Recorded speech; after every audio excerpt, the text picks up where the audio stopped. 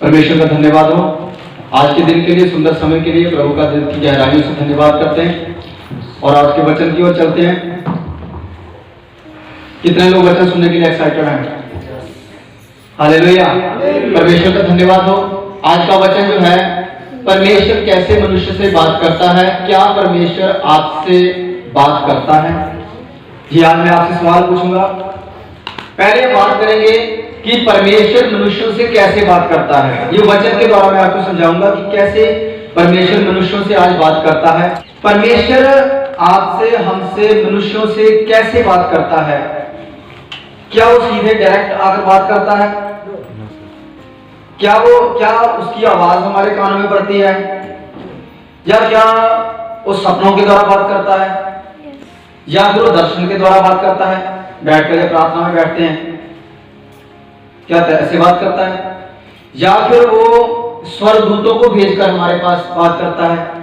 किस तरीके से परमेश्वर बात करता है? क्या बाइबल में कोई जिक्र है इस चीज का कि कैसे बात करता है? जितनी चीजें मैंने बोली हैं, परमेश्वर का डायरेक्ट बात करना, परमेश्वर की आवाज हमारे कान में आना, सपनों के द्वारा बात करना, दर्शनों के द्वारा बात करना और स्वर्गदूतों के द्वारा बात करना। कौन सी चीज बाइबल में आपको मिली है? मैं आपको बताना चाहता हूं कि बाइबल में ये जितने भी मैंने बताए, सब तरीकों से परमेश्वर ने बात किया आज तक। पीछे से चले जाइए।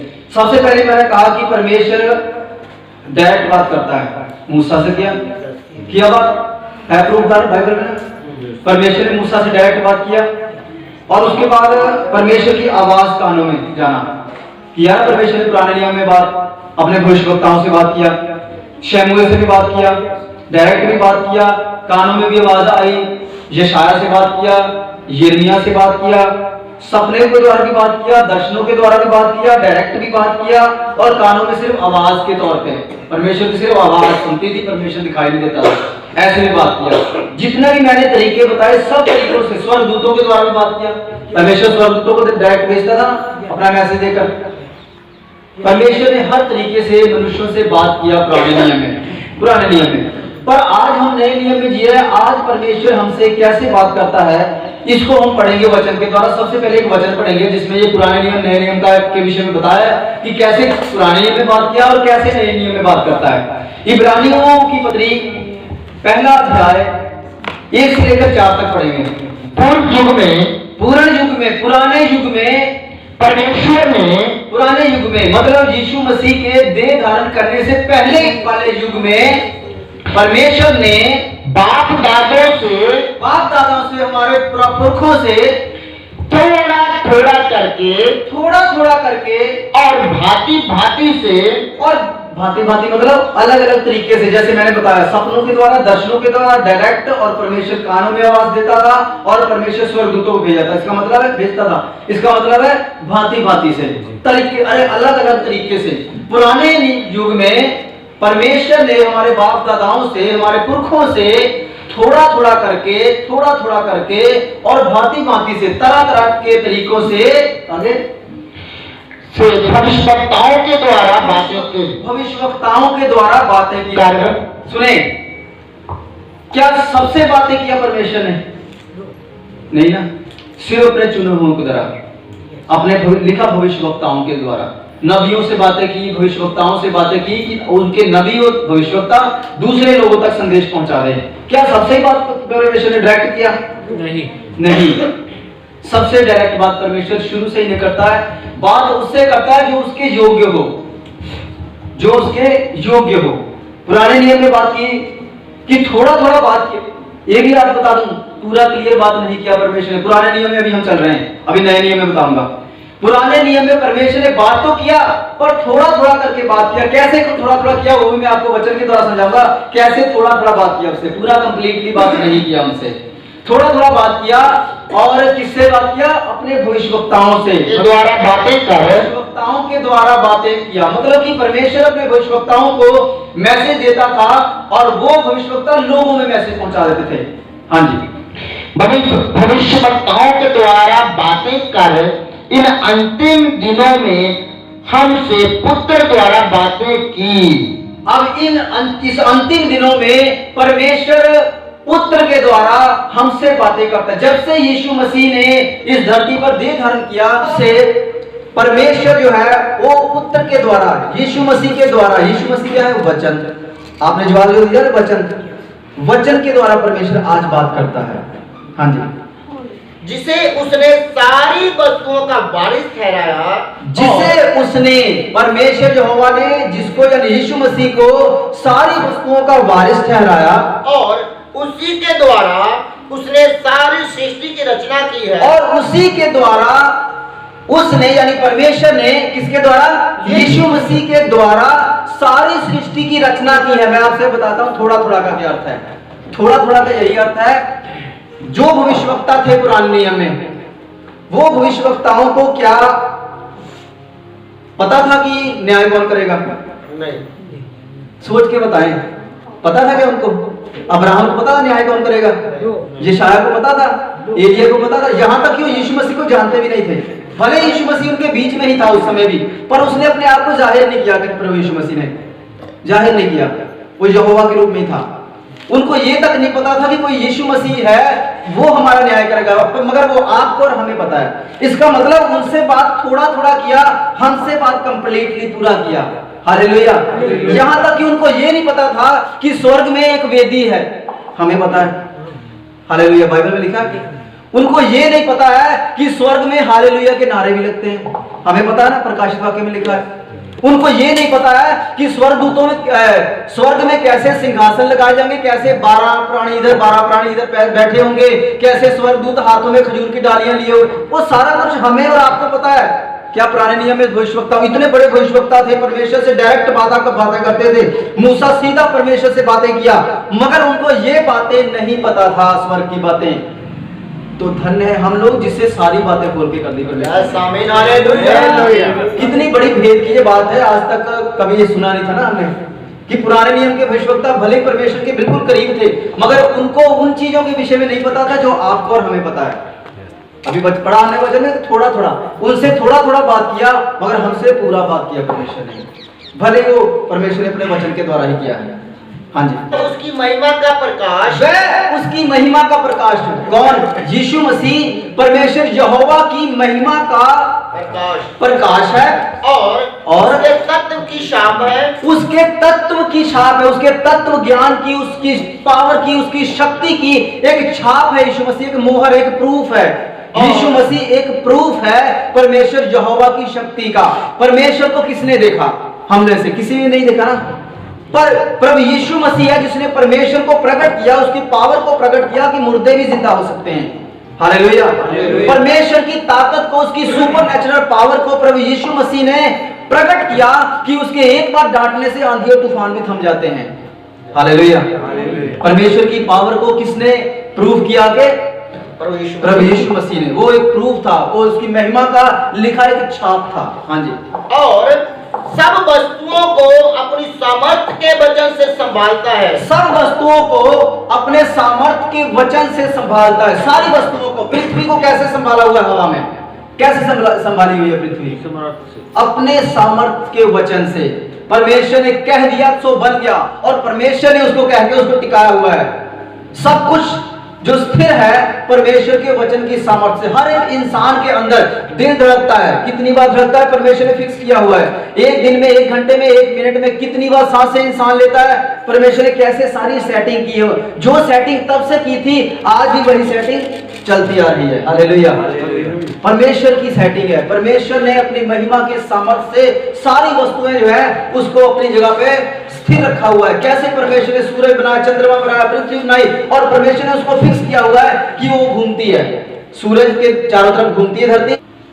वह पापों को धोकर ऊंचे स्थानों पर महामहिम के दाहिने जा बैठा। वो पापों को धोकर, किसके पापों को धोया? यीशु मसीह ने। हमारे पापों को। हमारे पापों को। इस दुनिया में जितने भी इंसान, शुरू से आदम से लेकर जितने भी इंसान लास्ट तक होंगे, सबके पापों का किसने जुर्माना भरा? यीशु ने। सबके पापों की कीमत किसने चुकाई?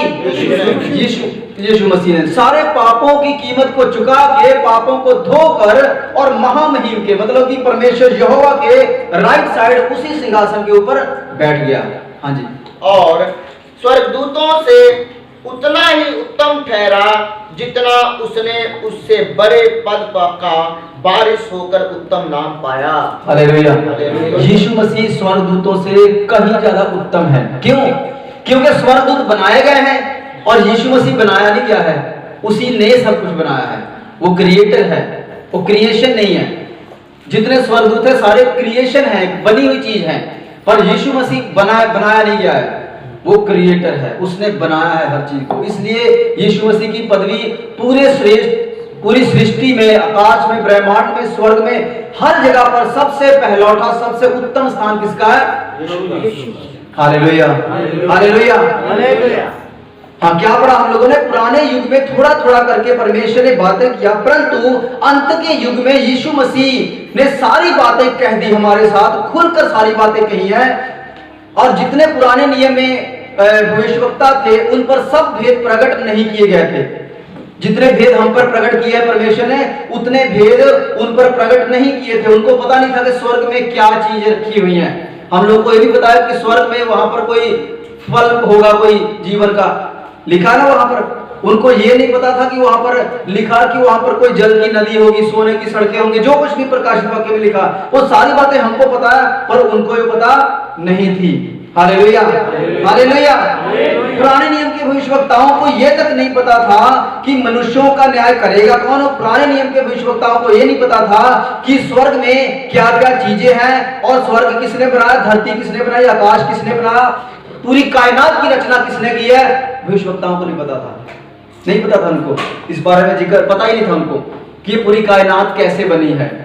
उनको इतना पता होगा कि परमेश्वर यहोवा है, उसने ही बनाई होगी, पर ये नहीं पता कि उसने अपने सामर्थ के वर्ड, अपने वचन के द्वारा बनाई। उस वचन का नाम यीशु मसीह है।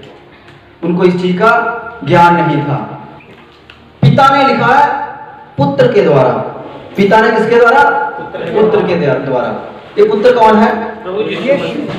पुत्र क्या है? ये कौन है? यीशु मसीह है। और यीशु मसीह का वजूद कब से है? क्या 2000 साल पहले से है? कब से? अनादि से। आदि अनादि से। अभी कुछ भी नहीं बना था, उसके पहले भी यीशु मसीह का अस्तित्व इस धरती पर था। धरती यह बनी भी नहीं थी, उसके पहले स्वर्ग में, स्वर्ग भी अभी कुछ नहीं बना, कुछ नहीं था, उसके पहले भी एक अगम्य ज्योति में यीशु मसीह था। परमेश्वर यहोवा, पवित्र आत्मा और यीशु मसीह तीनों अगम्य ज्योति में रहते थे। और वो जो यीशु मसीह है उसको नाम दिया गया कि परमेश्वर का वचन। एक आपको उदाहरण देकर बताता हूं, आपको ज्यादा क्लियर समझ आएगा। कई लोग यीशु मसीह को, यहोवा परमेश्वर को और पवित्र आत्मा को अलग अलग रूप से देखते हैं कि तीनों अलग हैं, और हम लोग कहते हैं कि तीनों अलग भी हैं मगर एक भी हैं। अब कैसे समझाएं किसी को अलग भी एक भी का क्या मतलब होता है? मैं आपको उदाहरण देकर समझाऊंगा। सूरज कितने हैं? ये जो दिख रहा है, तो आकाश में पता नहीं कितने सूरज ऐसे होंगे, ठीक है, साइंस कहती है, पर जो हमें मनुष्यों के लिए सूरज दिया गया, कितने सूरज है? एक ही है। ये जो एक सूरज है जो पृथ्वी के नजदीक रख के पृथ्वी को प्रकाश देने के लिए बनाया गया, एक ही सूरज है, पर इस सूरज में से एक रोशनी नाम की कोई चीज निकलती है, आपको पता ना? एक रोशनी निकलती है और एक उसमें से गर्मी यानी कि ऊर्जा निकलती है। क्या सूरज की रोशनी और सूरज की ऊर्जा और सूरज, क्या तीनों को अलग अलग कहा जाएगा? तीनों है भी अलग अलग और है भी तीनों एक ही। हम तीनों को अलग नहीं कर सकते, क्योंकि सूरज है तो उसकी रोशनी भी होगी, रोशनी होगी तो उसमें से ऊर्जा भी निकलेगी, प्रकाश भी निकलेगा, ये सब कुछ एक ही है। बस उसी प्रकार है परमेश्वर यहोवा और पवित्र आत्मा भी उसी का है, और यीशु मसीह उसका वर्ड है, उसकी आवाज, उसकी वॉइस। Hallelujah, hallelujah. ये सबसे अच्छा तरीका समझाने का कि यीशु मसीह, यहोवा परमेश्वर और पवित्र आत्मा कैसे तीनों एक हैं। तीन है मगर तीनों ही एक हैं। क्योंकि अगर आप यीशु मसीह को अगर कहेंगे अगर वैसे कहेंगे हे परमेश्वर, यीशु मसीह भी कहेगा हाँ बेटे। अगर यहोवा परमेश्वर कहेंगे कि परमेश्वर, वो भी कहेगा हाँ बेटे बोलो। अगर हम यीशु मसीह को कहेंगे हे यहोवा परमेश्वर, तभी यीशु मसीह कहेगा हाँ बोलो बेटे। अगर पवित्र आत्मा को भी कहेंगे कि पवित्र आत्मा हमारे बीच है, पवित्र आत्मा को कहेंगे यीशु मसीह, वो फिर भी कहेगा हाँ बेटे मैं ही हूं।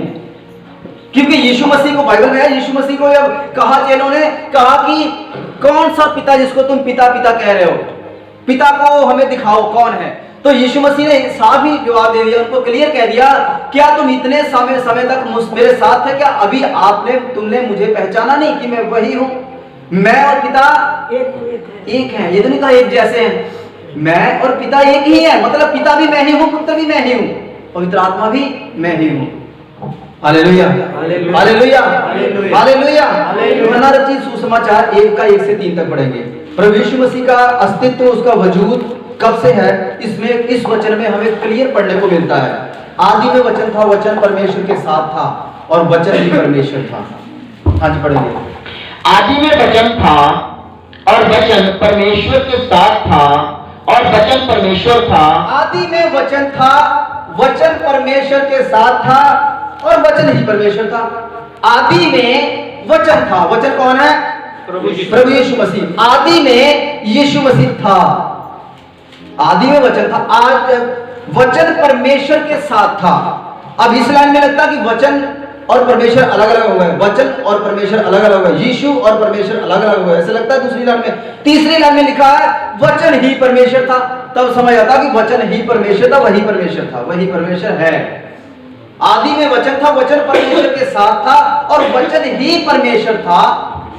सब कुछ उसी के द्वारा उत्पन्न हुआ, सब कुछ उसी के द्वारा उत्पन्न हुआ। ये सबसे बेस्ट लाइन है जिसमें यीशु मसीह, यहोवा और पवित्र आत्मा के एक बता दिया गया है और यीशु मसीह का अस्तित्व कब से है और सब कुछ यीशु मसीह के द्वारा रचा गया। इस लाइन में क्लियर पता चलता है।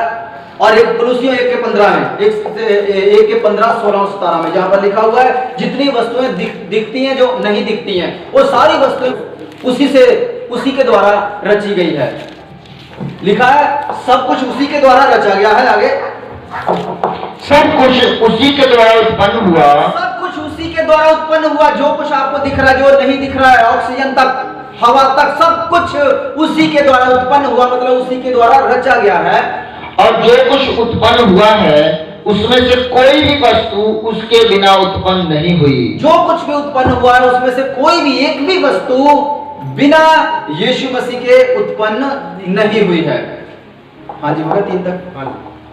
ये जो जब हम इसको ग्रीक भाषा की बाइबल में पढ़ते हैं तो जहां जो वचन लिखा है ना, हिंदी में लिखा है वचन, पंजाबी की बाइबल में शायद शब्द लिखा है, शब्द लिखा है, शब्द लिखा है। और जब इस और इंग्लिश की बाइबल में वर्ड लिखा है, वर्ड, वर्ड नहीं, वर्ड, वर्ड मतलब शब्द, शब्द। और जब इसको ग्रीक भाषा की बाइबल में पढ़ते हैं वहां पर इस जगह पे लोगोस लिखा है, लोगोस, LOGOS, लोगोस। मैंने आपको बताया पहले लोगोस और रेमा, याद है किसी को? लोगोस वचन और रेमा वचन। जब आदि में यीशु मसीह था उस समय उस वर्ड को लोगोस नाम दिया गया है। वो वचन, परमेश्वर का वचन लोगोस वचन है। जो आपके हाथों में जो बाइबल है इसमें जितने वचन लिखे हैं वो सारे वचन एक लोगोस है।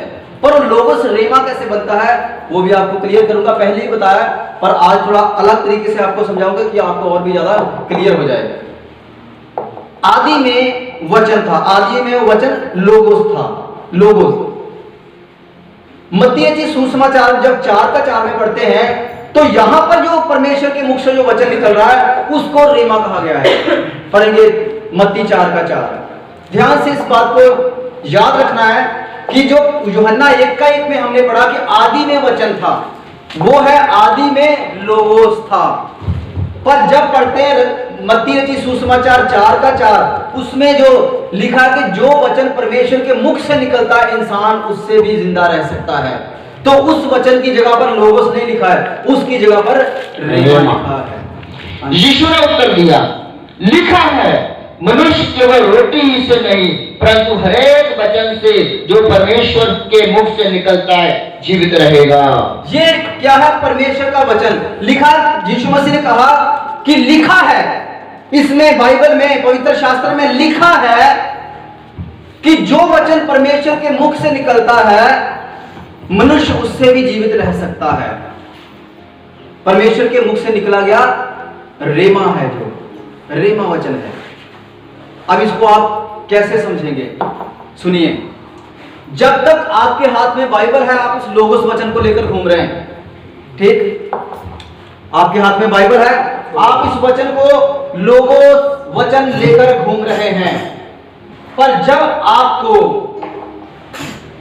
परमेश्वर की सामर्थ्य चाहिए। जिस समय शैतान आ गया आपके पास परीक्षा करने के लिए, शैतान आपको टेम्पटेशन में फंसाने की कोशिश करेगा। आपको डायरेक्ट बता दूं कि पर शैतान जो है वो आपके ऊपर सीधा अटैक कभी नहीं कर सकेगा।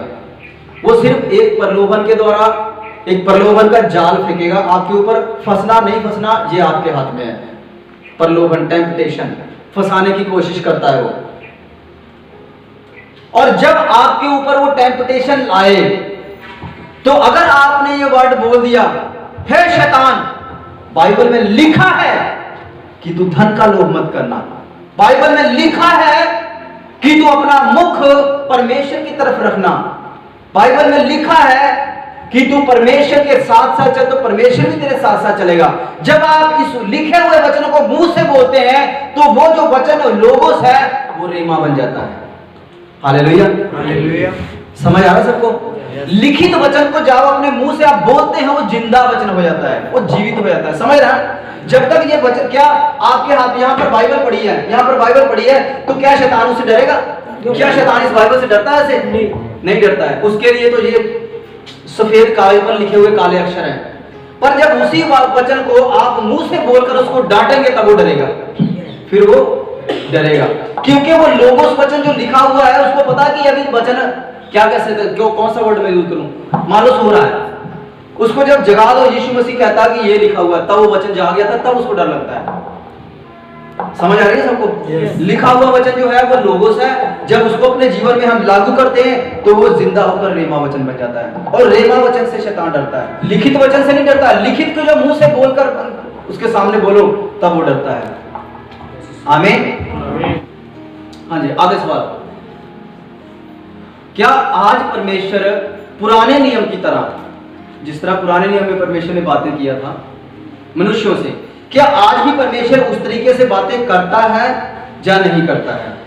सुने, पुराने नियम में कुछ चुने हुए लोगों से, जैसे नबियों से, भविष्यवक्ताओं से परमेश्वर बात करता था। इतना क्लियर हो गया? क्लियर है ना इतना? परंतु जब परमेश्वर खुद यीशु मसीह के रूप में देहधारी हुआ तो वो जब उपदेश देता था, जब यीशु मसीह धरती पे थे, देह में, शरीर में जब थे, आज भी यीशु मसीह है, वो जिंदा है। आपको पता है, जहां पर हम 2 या 4 लोग इकट्ठे होते हैं वहां पर यीशु मसीह मौजूद है। पर मैं आज की बात नहीं, मैं उस समय की बात कर रहा हूं जब यीशु मसीह सचमुच शरीर में मौजूद थे। वो वचन जो लोगो था, वो लोगोस वचन जब देहधारी हुआ तो वो जिंदा रेमा बन गया यीशु मसीह। ऐसे ही ना? और इसीलिए यीशु मसीह जब किसी के दुष्ट आत्मा ग्रस्त इंसान के आगे से भी गुजरता था, डर जाते थे ना? यीशु मसीह है तो परमेश्वर का वचन ही है, पर वो लिखित वचन नहीं, वो जीवित हो गया था, वो जीवित वचन बन गया था वो। इसलिए वो शैतान यीशु मसीह से डरते थे कि उससे पास से जब गुजरते थे तो शैतान कांपने लगता था। हालेलुया। और जब यीशु मसीह उपदेश देते थे, मतलब प्रचार करते थे अपने विषय में, यीशु मसीह जब बताते थे, जब उपदेश देते थे, तो उसकी आवाज जो है, क्या एक एक किसी किसी के कान में सुनाई देती थी? सभी के, सबके कान में। सही है? क्लियर? यीशु मसीह की आवाज सबके कान में, चाहे वो 5000 लोग, जितने 1000 लोग सामने बैठे, सबके कानों में यीशु मसीह की आवाज जाती थी। पुराने नियम में जो परमेश्वर यहोवा था, क्या वो अलग था यीशु मसीह से? एक ही था ना? पर उस समय सिर्फ वो आवाज भविष्यवक्ताओं के कानों में सुनती। इतनी बड़ी भीड़, मूसा था, इतनी बड़ी भीड़, पर जो परमेश्वर बोलता था सिर्फ मूसा को सुनाई देती थी, किसी और को सुनाई नहीं देती थी। मूसा भी वहीं पर है, लोग भी वहीं पर ही है, पर वो स्पेशल उसी के कान में आवाज जाती थी। पर जब वही वचन जब देहधारी हो गया, जब पृथ्वी पर इंसान के रूप में आ गया, तब जब वो वचन बोलता था तो सबके कानों में जाती थी आवाज। कितना फर्क पड़ गया पुराने नियम और नए नियम में, देखो कितना ज्यादा फर्क है। सबके कानों में आवाज जानी शुरू हो गई। तो क्या पुराने नियम की तरह आज परमेश्वर, उस समय यीशु मसीह थे देह में, ठीक है, पर आज की बात, मैं प्रेजेंट टाइम की बात कर रहा हूं, इस समय की बात कर रहा हूं। क्या इस समय परमेश्वर डायरेक्ट बातें करना, सपने के द्वारा बातें करना, स्वर्गदूतों के द्वारा बातें करना, क्या ये परमेश्वर आज करता है? पुराने नियम में जिस तरह परमेश्वर अपने भविष्यवक्ताओं से, नबियों से बात करता था, सिर्फ उन्हीं से करता था, बाकी किसी से नहीं करता था, अलग अलग तरीके से करता था। क्या आज भी परमेश्वर उसी तरीके से बात करता है अपने किसी खास बंदे से, या सबसे बात करता है? सबसे बात करता है, सबसे बात करता है। सुने, उस समय और आज के समय में फर्क क्या है? उस समय अगर यशाया से बात किया तो यशाया से ही किया। दूसरे भी परमेश्वर के जन थे। इजराइलियों में मूसा के अलावा यहोशू भी था और भी थे, ठीक है। पुराने नियम में जितनों के नाम बाइबल में दर्ज है, क्या उतने ही परमेश्वर को मानने वाले थे? गिनती के लोग कुछ मूसा, एलिया, यशाया, यिर्मयाह, बस मतलब यही थे। अब्राहम, सिर्फ इतने थे क्या? और भी होंगे ना, वो तो होंगे, पक्का होंगे। उनके साथ बात नहीं करता था, सिर्फ उनके साथ ही करता था जो चुने हुए परमेश्वर के, खास अपने काम के लिए परमेश्वर ने चुना कि मैं तुमको बताऊंगा, तुम आगे बताना। ऐसे ही है। पर आज समा थोड़ा सा ये चेंज ऐसे हो गया है, परमेश्वर आज भी बात करता है वैसे, स्वर्गदूतों के द्वारा आज भी बात कर सकता है। बहुत से लोगों ने स्वर्गदूत देखे, यहाँ तक कि मैंने भी देखे हैं, सपने में नहीं, खुली आंखों से देखे हैं। मैंने आपको कई बार बताया हमारी शॉप पे, जब मैं प्रभु का विरोधी था, हमारी शॉप पे आए थे स्वर्गदूत दो। मुझे नहीं उस समय पता था, मैंने नहीं पहचाना, मैंने उनको भगा दिया था। मुझे 7 साल के बाद पता चला कि वो स्वर्गदूत थे। Hallelujah, hallelujah, hallelujah. आज भी बातें करता है परमेश्वर, स्वर्गदूतों के द्वारा बातें करता है। आज भी वो सपनों के द्वारा बातें करता है। आज भी वो दर्शन के द्वारा, वो अभी भी बात करता है मुझसे, सपनों के द्वारा भी बात करता है, दर्शन के द्वारा भी बात करता है। परमेश्वर की आवाज भी मेरे कान में आती है। मैंने आपको बताया, एक बार जाना था उत्तर प्रदेश में, जाने का कोई प्लान नहीं था, कोई बीमार था वहां पर, लड़का 26 साल की उम्र थी, बहुत ज्यादा बीमार था, जादू टोना कोई चक्कर था, उसको कोई दुष्ट आत्मा ने पकड़ा था। और मैं जब प्रार्थना कर रहा था तो मेरे कानों में, अकेला था रूम में, मेरे कानों में आवाज पड़ी कि तुमको वहां जाना होगा। बड़ी अद्भुत सी आवाज। मैंने फटाफट आंखें खोल दी। अभी मैं वचन में इतना ज्ञान नहीं था, वचन का इतना मजबूत भी नहीं था वचन में, पर परमेश्वर से प्रेम बहुत हो गया था शुरू में, स्टार्टिंग में ही। तो जब आवाज कान में पड़ी तो बड़ी अद्भुत सी आवाज थी। मैंने कहा, आंखें खोली, मैं डर गया कि रूम में और कोई तो है नहीं, ये कौन है? मैंने डायरेक्ट आवाज सुन ली। तो मैं कैसे मानूं कि आवाज नहीं, परमेश्वर आवाज देता है। परमेश्वर आज भी आवाज देता है। आज सिर्फ मुझको नहीं, आपको ही आवाज दे सकता है, परंतु बात है कि आप परमेश्वर के साथ किस तरह चल रहे हैं। दे सकता है। आज कोई रूल नहीं है, आज पर्दा फट चुका है, आज पर्दा फट चुका है, कोई पर्दा नहीं है परमेश्वर के हमारे बीच में। आप खुद परमेश्वर को ज्यादा से ज्यादा समय दीजिए। आज नहीं तो कल, कल नहीं तो परसों, साल बाद, 2 साल बाद, 5 साल बाद, 10 साल बाद, कभी ना कभी ऐसा समय आएगा जब परमेश्वर आपसे भी डायरेक्ट बातें करना लग जाएगा। Hallelujah, hallelujah. बाकी अगर ना करे तो कोई टेंशन ना लेने लग जाना कि कहीं शायद मैं प्रभु में सही नहीं चल रहा हूँ। परमेश्वर की इच्छा, मैं कहने का मेरे इब्राहिम मतलब है कि आज वो रूल नहीं रहा पुराना वाला कि सिर्फ भविष्यवक्ता से बात करना, तो भविष्यवक्ता से ही करना है। आज सिस्टर मीना कई बार मुझे उन्होंने बताया कि मैं प्रार्थना में बैठी, परमेश्वर ने दर्शन के द्वारा ये बात बताया, देता है दर्शन, दर्शन के द्वारा परमेश्वर बात करता है ना। ये तो कलीसिया के लोग है ना। परमेश्वर ने आज आपसे किसी से भी बात कर सकते हैं। जरूरी नहीं परमेश्वर ने जो दास खड़ा किया उसी के द्वारा ही बात करना, परमेश्वर आपसे भी कर सकता है। आप उसको ज्यादा से ज्यादा टाइम दीजिए। बाइबल में लिखा कि परमेश्वर जिसको जो वरदान देना चाहता है वो दे देता है। जितने आत्मा के वरदान हैं उनमें से जो वरदान भी पवित्र आत्मा देखता है कि इसको इस वरदान की जरूरत है, वो परमेश्वर खुद दे देता है। वो पता कैसे परखता है परमेश्वर? वो परखता है कि इसका इंटरेस्ट किस चीज में ज्यादा है। अगर आप वचन पढ़ते जाएंगे, वचन ज्यादा पढ़ेंगे तो पवित्र आत्मा को पता कि वचन का खोजी है ये, और परमेश्वर उसकी बुद्धि बढ़ाता वचन को लेकर कि उसको बातें नॉर्मल समझने लगने लग जाती हैं। कोई वचन पढ़ता है उसके दिमाग की बत्ती जग जाती है, उसको पता चल जाता है इसका अर्थ क्या है। नहीं तो बाइबल के वचन इतने समझने आसान भी नहीं है। पौलुस की पत्रियां बहुत मुश्किल है, पर जो बहुत ज्यादा बाइबल पढ़ना स्टार्ट करता है, सोच के समझ के पढ़ता है और परमेश्वर से शर्त रखता है, प्रभु अगर तुमने इस बात को नहीं मुझे समझाया तो मैं इसके आगे नहीं पढ़ूंगा, मैं वहीं अटका रहूंगा, मैं उसी को बार बार पढ़ूंगा। फिर तो परमेश्वर उसको ज्ञान देता है, ज्ञान का वरदान देता है कि इसको ज्यादा समझ आए। और जो इंसान ज्यादा आंखें बंद करके बैठकर प्रार्थना करता है, बहुत समय तक प्रार्थना करता है, तो परमेश्वर को लगता है कि ये प्रार्थना के द्वारा मेरे से कनेक्ट होने की कोशिश कर रहा है, तो परमेश्वर उसको दर्शन देने का, सपने के और दर्शनों के द्वारा बात करने का वरदान दे देता है। Hallelujah, hallelujah. ये गिफ्ट देता है परमेश्वर कि मैं सपनों के द्वारा, दर्शनों के द्वारा तुमसे बातें करूंगा। और लिखा भी है, पुराने नियम में लिखा हुआ है कि अंत के समय में ऐसा होगा कि तुम्हारे, लिखा ना, बुजुर्ग दर्शन देखेंगे, जवान सपने देखेंगे, बच्चे, ऐसे लिखा ना, लिखा नहीं लिखा, याद है सबको? पुराने नियम में लिखा हुआ है कि तुम्हारे जवान दर्शन देखेंगे, बच्चे सपने देखेंगे, बुजुर्ग दर्शन सपने देखेंगे, ऐसे कुछ वचन लिखा हुआ है। वो समझ, उसमें ये नहीं कि सिर्फ भविष्यवक्ताओं के द्वारा बात करेगा, बच्चे तक, बुजुर्ग तक और जवान तक, सबके साथ मतलब परमेश्वर आज बात कर सकता है। बात है कि आपका इंटरेस्ट किस चीज में ज्यादा है। Hallelujah, hallelujah. और स्वर्गदूत आपके पास इसलिए नहीं आएंगे क्योंकि आप फिर उसको पहचान लेंगे। हालेलुया। क्योंकि आप प्रभु में अगर आज के आपको वचन का ज्ञान हो गया है, अगर आपके पास कोई स्वर्गदूत आकर ऐसे बातें करने लग जाएगा तो शायद आप पहचान ले उसको। स्वर्गदूत पता किसके पास परमेश्वर भेजता है? जो उसको ना पहचान सके। जैसे मेरे पास भेजा, जब मैं यीशु मसीह का विरोधी था तब मेरे पास भेजा स्वर्गदूत को, तो मैं नहीं पहचाना, और शायद आज जब स्वर्गदूत आए तो मैं शायद पहचान लूं उसको उसकी बातों से। हालेलुया।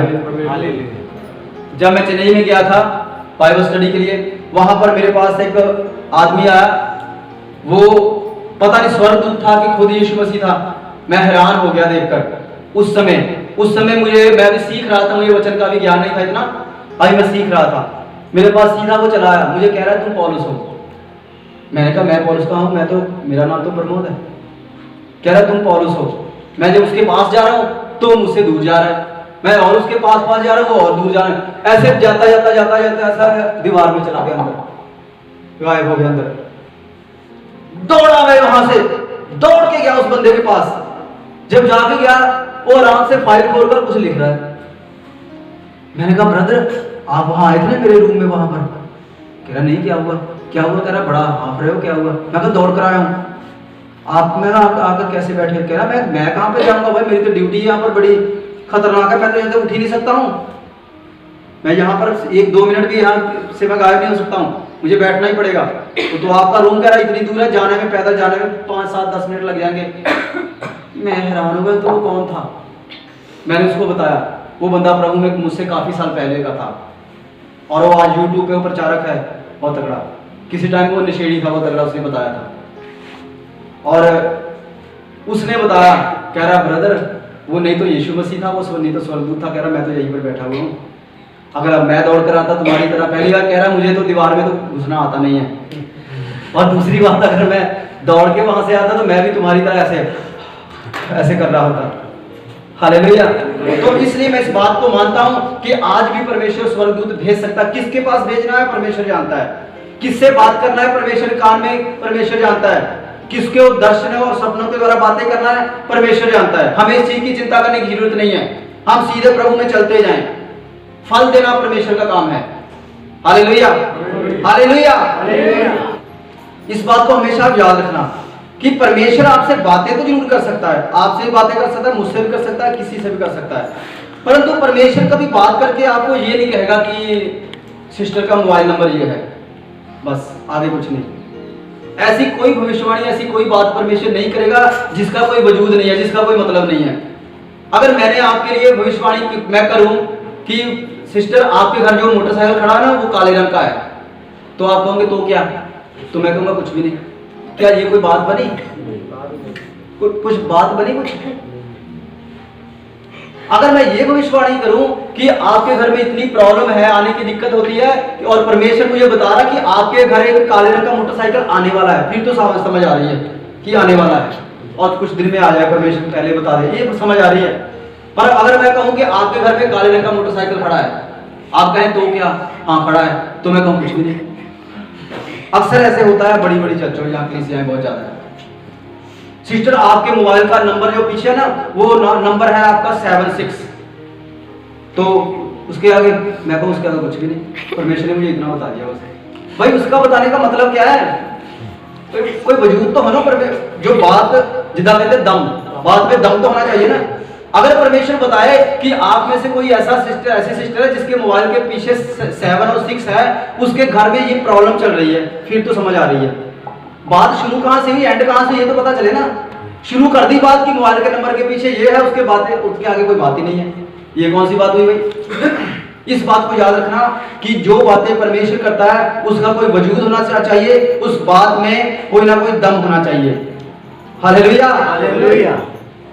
आप में से बहुत सारे लोग टेंशन लेते हैं कि काश परमेश्वर मुझसे भी बात करे, वो टेंशन लेना छोड़ दो।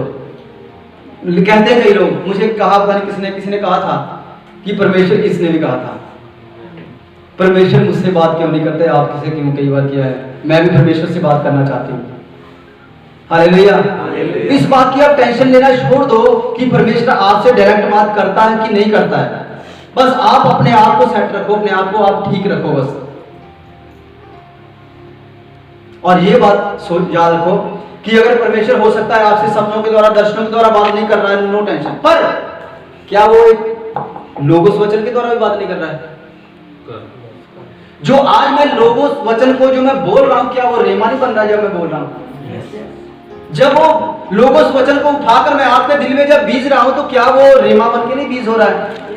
और अगर आपके दिल में उसको बीज दिया, तो आपने अगर उसको लोगोस की तरह इस्तेमाल कर मतलब अगर यार बस बीज लिया, अंदर हो गया, उसके बाद उसको इस्तेमाल नहीं किया। मान के चलिए अगर मैं आपको ये तलवार दे दूं, ये सच्ची तलवार नहीं चलाना है, मतलब कि अगर आत्मा की तलवार, आत्मिक बात समझाने के लिए कह रहा हूं, अगर तलवार हाथ में दे दूं आपको, मान लीजिए तलवार है, मैं हाथ में दे दूं आपके, और आपने हाथ में पकड़ा हुआ है, चलाओगे कब? अगर उसको चलाया नहीं तो क्या है, ये तो फिर लकड़ी है ना, ये कुछ भी नहीं है फिर तो। जब उस तलवार को आप चलाओगे तभी वो आपके काम की है तलवार। इस लोगोस वचन को जब आप यूज करोगे तब आपके लिए रेमा वचन है, और रेमा वचन से तो शैतान डरता है। बहुत से लोग कहते हैं कि मैं अपने सराहने के पास, तकिए के पास मैं बाइबल लेकर सोती हूँ पास्टर जी, उससे क्या होगा? पढ़ते कितने हो भाई? नहीं पढ़ते नहीं है, सराहना कर ले, क्या होगा उससे? क्या शैतान डर जाएगा? नहीं डरेगा, नहीं डरेगा। इस बात को हमेशा आपको याद रखना है कि परमेश्वर आपसे डायरेक्ट अगर बात नहीं भी कर रहा है तो समझो वो आपसे वचन के द्वारा हर संडे भी आपको परमेश्वर आपसे बात कर रहा है। इस वचन के द्वारा परमेश्वर आपसे बात कर रहा है। लोगोस, रेमा, और इसके अलावा एक चीज और बाइबल में एक शब्द है, उसको मैं इसके साथ जोड़ के आपको समझाऊंगा, तब आपको बिल्कुल सब कुछ क्लियर हो जाएगा। लोगोस, रेमा, इरेन, खैर, शालोम। आप लोग कहोगे ये कौन सी भाषा पढ़ाने लगे? Hallelujah, hallelujah, hallelujah. क्या इस चीज की स्टडी चाहिए आपको? क्या है ये? यस। जरूरी है ना? जरूरी है। भले आपको ये इस भाषा में नहीं पता, जिस भाषा में लिखा हुआ है, पर जब इसका अर्थ पता चलेगा तो आपको अच्छा लगेगा, सुनने में अच्छा लगेगा। जब तक आपने लोगोस के विषय में नहीं सुना था तब तक आप पता था क्या है, कुछ भी नहीं पता चलता था। पर अब जो पता चल गया लोगोस क्या होता है, रेमा क्या होता है, तब आपको इसको इस्तेमाल करना भी आ गया। उसी प्रकार जब इरेन और खैर और शालोम के विषय में पता चलेगा तब आपको और भी ज्यादा आनंद आएगा। सबसे पहले क्या है? लोगोस वचन। परमेश्वर का वचन क्या बदल जाता है? क्या जो लिखती वचन है क्या ये बदल जाएगा? नहीं। आज बहुत से बुद्धिजीवी मसीही लोग हैं, बुद्धिजीवी, पता क्या कहते हैं? कहते हैं परमेश्वर का वचन जो है ना, वो उसकी डेट एक्सपायर हो गई है। कहते हैं इसके, सुना होगा आपने भी, सुना होगा सोशल मीडिया पे, सुना होगा। बाइबल में क्या लिखा हुआ है? श्रापित है वो इंसान जो बाइबल के वचन को में से कुछ जोड़ता है या कुछ काटता है। श्रापित है वो इंसान। लिखा है लिखे हुए से आगे मत बढ़ना। तो जो उसमें काट रहा है या जोड़ रहा है वो तो आगे बढ़ रहा है, ओवरटेक करने की कोशिश कर रहा है। बाइबल के वचन को काटकर आगे निकल के ओवरटेक करने की कोशिश कर रहा है। श्रापित है वो इंसान, कोई भी हो, चाहे हो बड़े से बड़ा अपने आप को मसीही समझता हो, पर जो बाइबल के वचन को काट छाट करेगा वो श्रापित है। हालेलुया। क्योंकि ये अटल है कि परमेश्वर का वचन कभी भी बदलता नहीं है। पृथ्वी इधर से उधर चली जाएगी, सूरज चंद्रमा टल जाए तो टल जाए, पृथ्वी टल जाए तो टल जाए, खत्म हो जाए, पर परमेश्वर का वचन कभी नहीं टलेगा, कभी नहीं टलेगा। हालेलुया। अपने मुंह से सब बोले परमेश्वर का वचन कभी नहीं टलेगा। आमीन, आमीन। जितनी बातें बाइबल में लिखी हुई हैं परमेश्वर का वचन है, और परमेश्वर का वचन कभी टलने वाला नहीं, कभी नहीं बदलता है। इसलिए हमें परमेश्वर के लोगोस वचन यानी कि लिखित वचन को गहराई से समझना होगा, काट छाट कर नहीं। जो लोगस वचन जो आपके हाथों में बाइबल है, उसके वचन को, एक एक वचन को आपको गहराई से समझना होगा। कभी उसकी डेट एक्सपायर नहीं होती है। आपको समझाने वाले उल्टा समझा सकते हैं। ये परमेश्वर का वचन है और परमेश्वर का वचन अमर है, वो हमेशा के लिए है, वो सदीपक जीवन तक वचन यही का यही है, वो कभी बदलने वाला नहीं है। इस बात को आप हमेशा याद रखिए कि कभी भी परमेश्वर का लिखित वचन लोगोस जो है वो वचन अपने वचन के विरुद्ध बात नहीं करता। क्या परमेश्वर का वचन अपने ही विरोध में बात करेगा? नहीं। क्या परमेश्वर का वचन अपने ही विरोध में बात करेगा? क्या परमेश्वर का एक जगह जो वचन लिखा है दूसरी जगह वचन को टक्कर देगा? नहीं। क्या वचन की आपस में लड़ाई है? नहीं। नहीं है ना। एक वचन की दूसरी वचन से कभी लड़ाई हो सकती है? नहीं, क्योंकि सब परमेश्वर का वचन है। परमेश्वर का वचन ना कभी बदलता है और एक वचन दूसरे वचन के कभी विरुद्ध बात नहीं करेगा। बहुत सी बातें बाइबल में ऐसी है जहां पर इंसान को समझ में नहीं आती कि यहां पर लिखा है ये और वहां पर लिखा है वो, उसमें सच्चाई क्या है। एक जगह लिखा है कि परमेश्वर प्रेम है और दूसरी जगह परमेश्वर धधकती हुई आग है। भाई इसमें से सच्चाई क्या है? और दोनों सच्चाई है। परमेश्वर प्रेम है, आज प्रेम है, परमेश्वर हमारे ऊपर अपना प्रेम प्रकट कर रहा है, पर न्याय के दिन जब वो उठा के नरक में फेंकेगा वहां पर परमेश्वर की धधकती हुई आग वाला रूप भी दिख जाएगा। हालेलुया। वो प्रेम भी करता है और गुस्सा भी करता है। एक जगह लिखा हुआ है कि दाखरस बनाने वाला उस पर हाय, और दूसरी जगह लिखा है पौलुस ने तीमुथियुस को कहा कि थोड़ा थोड़ा दाखरस काम में लिया कर। अब जो दारू पीने वाले मसीही है उनको एक मौका मिल जाता है कि देखो थोड़ा थोड़ा पी रहे हैं, हम भी थोड़ा थोड़ा पी रहे हैं। भाई वो दारू की बात नहीं हो रही है। अब स्टडी मेरी आज इस विषय में नहीं है, नहीं तो आपको क्लियर करता। जो यूट्यूब है उस चीज को समझ लो कि बाइबल में दाखरस एक तरह का नहीं है, दो तरह का दाखरस है।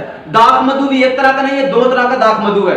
दो तरह का दाखरस, दो तरह का दाख मधु और एक है मदिरा जिसको शराब कहते हैं। 5 तरह की चीजें हैं बाइबल में और दोनों दाखरस को एक ही दाखरस समझ लेते हैं। अब खुद अगर परमेश्वर का वचन कहेगा कि दाखरस जो बनाता है उसको तैयार करता है उस पर हाय, श्रापित है वो, और उसी परमेश्वर के वचन में परमेश्वर का दास कह देगा कि थोड़ी थोड़ी पी लिया कर, हो सकता है ऐसे? अगर बनाने वाला ही श्रापित हो गया तो पीने का तो सवाल ही नहीं उठता। तो देखने में लगता है नहीं समझ, जिसको वो समझता है कि बाइबल का वचन भी आपस में टक्कर खा रहा है, सुनने में ऐसा लगता है। परमेश्वर अपने वचन के विरोध में कभी बात नहीं करेगा।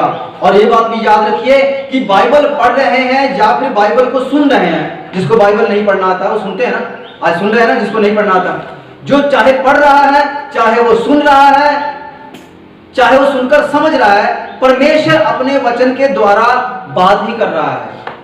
चाहे वो इंसान बाइबल खुद पढ़ रहा है, चाहे वो बाइबल किसी के द्वारा, अगर नहीं पढ़ना आता तो किसी के द्वारा सुन रहा है और समझ रहा है, बस समझिए कि परमेश्वर ही बात कर रहा है। उस समय वचन के द्वारा परमेश्वर ही बात कर रहा है। दूसरा तीमुथियुस निकालेंगे, तीमुथियुस की दूसरी पत्री, दूसरा तीमुथियुस 3:16 और 17। संपूर्ण पवित्र शास्त्र परमेश्वर की प्रेरणा से रचा गया है। क्या लिखा है? संपूर्ण पवित्र शास्त्र। जो आपके हाथ में पवित्र शास्त्र बाइबल है ना, इसकी एक एक पत्री, एक एक लाइन, एक एक वर्ष, एक एक शब्द, एक एक अक्षर जो है परमेश्वर की प्रेरणा से रचा गया है। परमेश्वर की मर्जी के खिलाफ नहीं रचा गया है।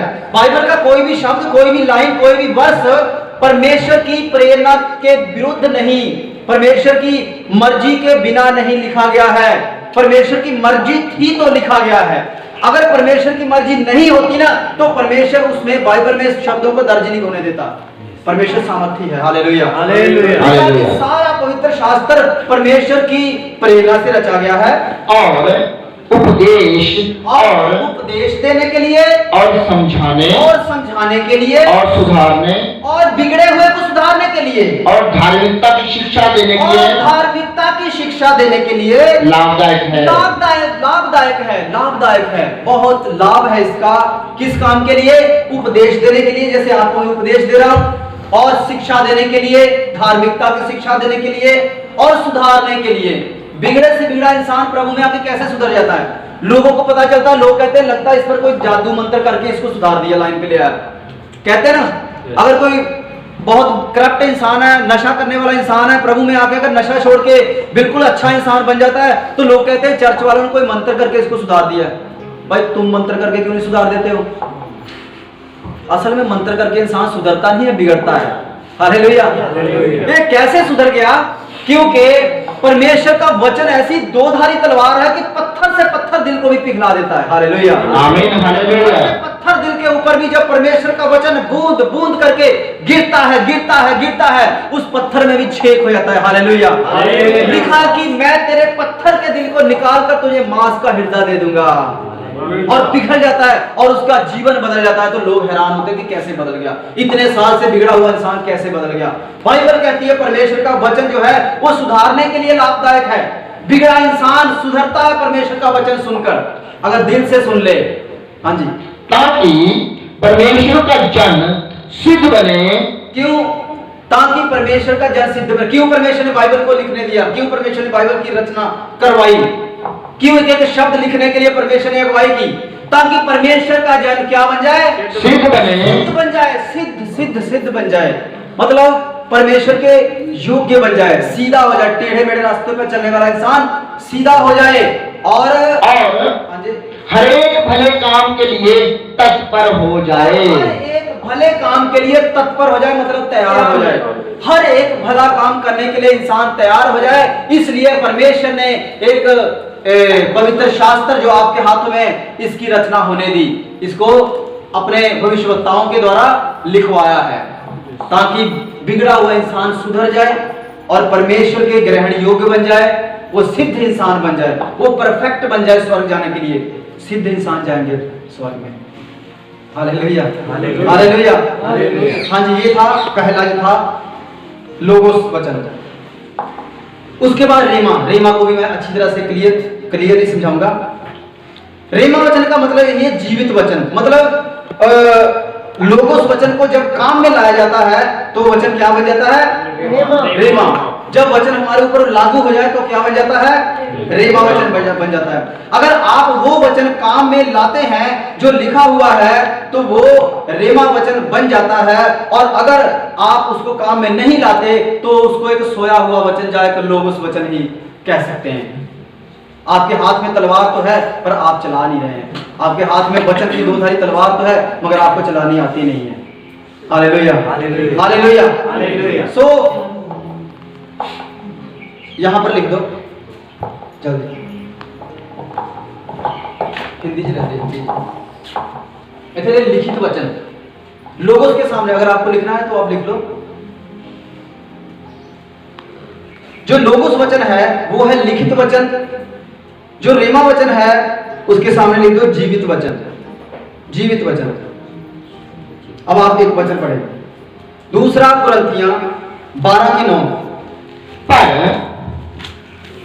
उसने मुझसे कहा, मेरा अनुग्रह तेरे लिए बहुत है। यहां पर क्या हुआ? पौलुस को कोई प्रॉब्लम थी, आपने पौलुस के प्रॉब्लम थी और पौलुस ने कहा कि मैं प्रभु से, यीशु से मैंने 3 बार प्रार्थना की, और यीशु मसीह ने उत्तर पता क्या दिया? मेरा अनुग्रह तेरे लिए बहुत है। कैसे उत्तर दिया? यीशु मसीह की आवाज सुनी उसने। मैंने कहा ना कि नए नियम में भी आवाज सुनती है। अब पौलुस को जब यीशु मसीह ने चुनना था अपने काम के लिए, वो क्या था पहले? पौलुस गुंडा बदमाश था, वो था ना, परमेश्वर के लोगों को मारता था ना, वो मारता था ना। तो परमेश्वर ने उससे बात देखो कैसे की। परमेश्वर ने डायरेक्ट स्वर्ग से यीशु मसीह ने डायरेक्ट बात की, हे शाऊल तू मुझे क्यों सताता है? किसको सता रहा था यीशु को? पौलुस परमेश्वर के लोगों को, परमेश्वर के लोगों को सता रहा था ना, तो परमेश्वर को तो नहीं सता रहा था। पर यीशु मसीह ने कहा तो मुझे क्यों सताता है? इसका मतलब ये है अगर कोई आपको सताता है तो यीशु को सताता है, अगर कोई यीशु मसीह के बंदों को सताता है तो वो यीशु मसीह को सताता है। Hallelujah, hallelujah.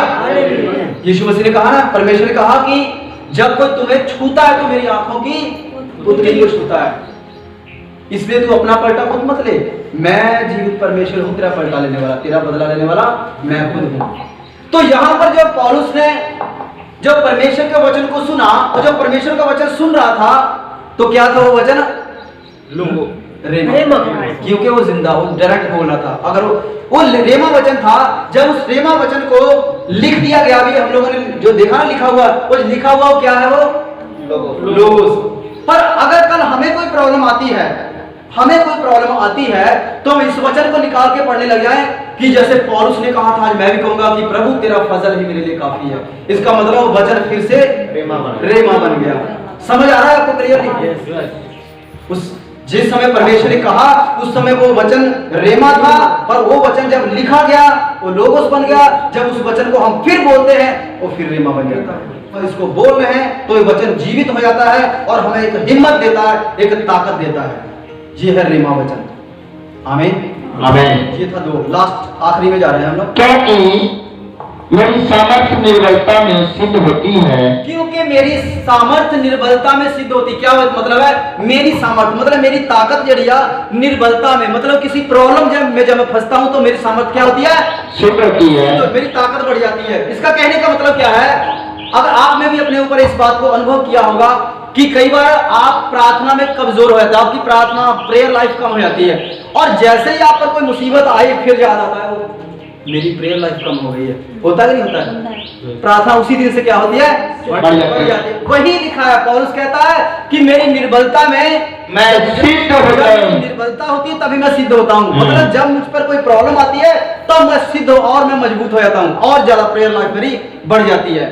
जब निर्बलता में होता हूँ तभी मैं सिद्ध होता हूँ। इसलिए मैं बड़े आनंद से अपनी निर्बलताओं पर घमंड करूंगा।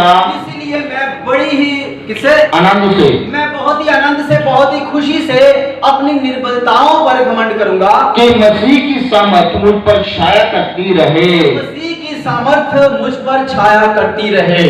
निर्बलताओं पर घमंड करता रहूंगा का मतलब ये है कि अगर मुझ पर कोई प्रॉब्लम आई है, इसका मतलब है कि मैं सोया हूं, मुझे परमेश्वर जगा रहा है। उठ जा, जाग जा।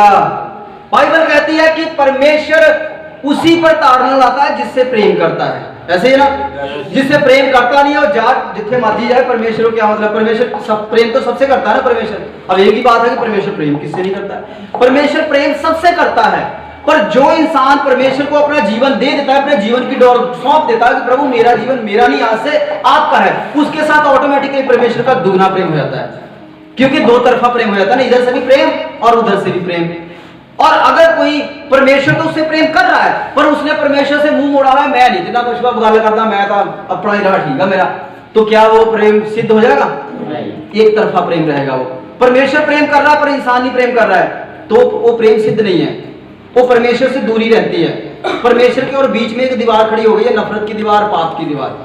पर जब हम प्रभु में मजबूत हो जाते हैं तो वो दीवार गिर जाती है, प्रभु और हम एक हो जाते हैं। Hallelujah, hallelujah.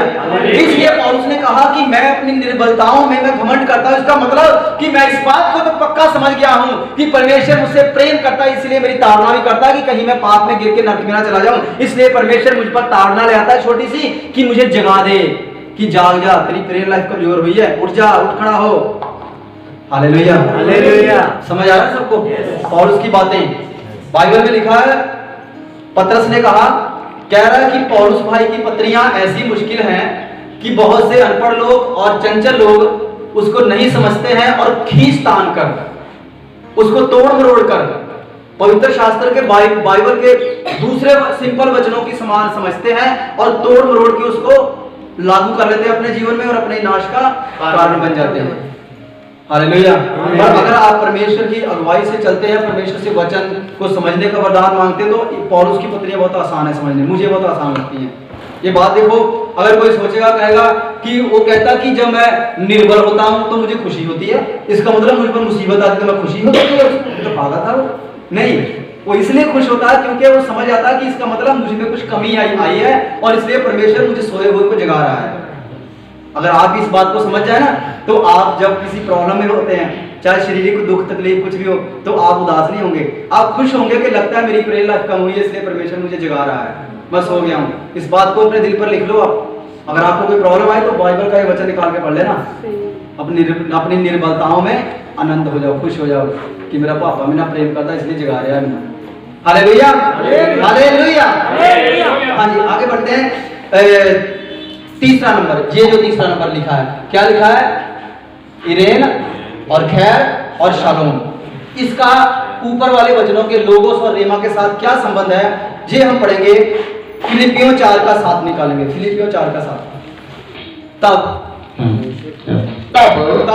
परमेश्वर की शांति, सुने ध्यान से, परमेश्वर की शांति जो सारी समझ से परे है, जो सारी समझ से, हमारे इंसान की समझ से परे है। आपको पता है, जो परमेश्वर से हमें शांति मिलती है ना, वो हमारी समझ से, हमारे बयान से बाहर है। मैंने एक बार ही बहुत बार आपको बताया कि अगर आपको कोई पूछे कि आप प्रभु में क्यों आए, और अगर हम कहें ना कि हमें शांति बहुत मिली, तो कोई कहे कौन सी कैसी शांति, तो क्या आप बता पाएंगे? नहीं बता। क्यों नहीं बता पाएंगे? बताने के लिए शब्द ही नहीं है। बस है शांति, कौन सी शांति है बस खुद नहीं पता। बड़ा अजीब सी फीलिंग है, बहुत अच्छी फीलिंग है, बहुत अच्छा लगता है। ऐसे लगता है कि हम स्वर्ग में पहुंच गए हैं अगर प्रभु के वचन में प्रॉपर चलते हैं तो। हाँ जी, तुम्हारे हृदय परमेश्वर की शांति जो सारे समझ से परे है, तुम्हारे हृदय और तुम्हारे विचारों को मसीह यीशु में सुरक्षित रखेगी। परमेश्वर की शांति जो है वो तुम्हारे विचारों को परमेश्वर में मजबूत रखेगी, सुरक्षित रखेगी, तुम्हारे विचारों को भटकने नहीं देगी। इस लाइन में हमें क्या सीखा? इस लाइन को मैं क्लियर करने के लिए एक उदाहरण दूंगा, आपको ज्यादा समझ आएगी। मान के चलो एक गिलास पानी है, इधर सब देखिए। मान के चलिए एक गिलास पानी रखा हुआ है। जब वो गिलास पानी में, जब गिलास में वो पानी पड़ा है, मान के चलो कि जो बड़ी चीज है वो है लोगोस। सुन रहे सब इधर ही है, सब इधर ही है। कोई घर तो नहीं चला गया आत्मा में सबका आत्मा भी यही है ना, शरीर भी यही है और प्राण यही है। हालेलुया। मान के चलिए एक गिलास में पानी रखा है, और जब तक वो पानी को हम टच नहीं करते, वो क्या चीज है? मान के चलो वो लोगोस वचन की तरह लोगोस में पड़ा है, वो लोगोस है। जब हमको उठाकर उसको पी लेते हैं तो क्या बन जाता है?